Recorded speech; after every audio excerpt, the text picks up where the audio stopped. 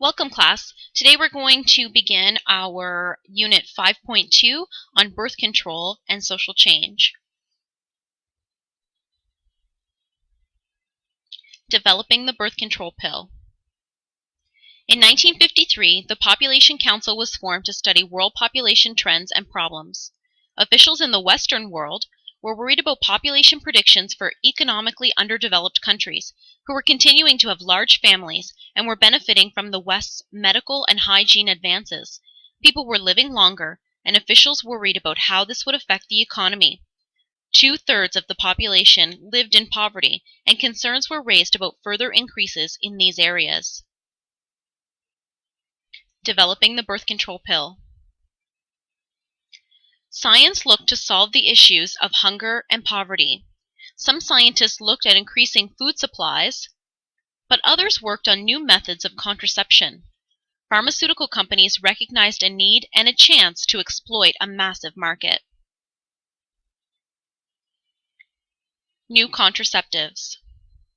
Hormonal contraceptives were developed and tested on mice, and findings were quite controversial, with some drugs causing an increase in cancer rates in rats. Still, scientists continued developing the pill.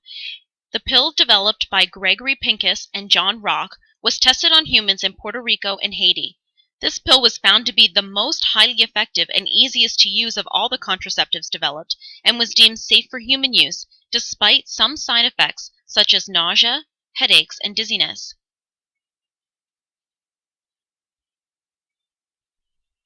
Acceptance of the birth control pill. In 1958, the pill was marketed as a treatment for menstrual disorders, and in 1960, it was approved by the U.S. Food and Drug Administration for contraceptive use if prescribed by a doctor. This was a completely new way of preventing pregnancies. Previous methods involved ensuring that sperm and egg did not meet, but this hormonal method actually stopped ovulation. It was easy, cheap, and reversible. Should a woman want to become pregnant, she could simply stop taking the pill. This was heralded by many feminist groups, but seen as a positive for women of lower socioeconomic status. The pill was not accepted by everyone. There were some who rejected the pill.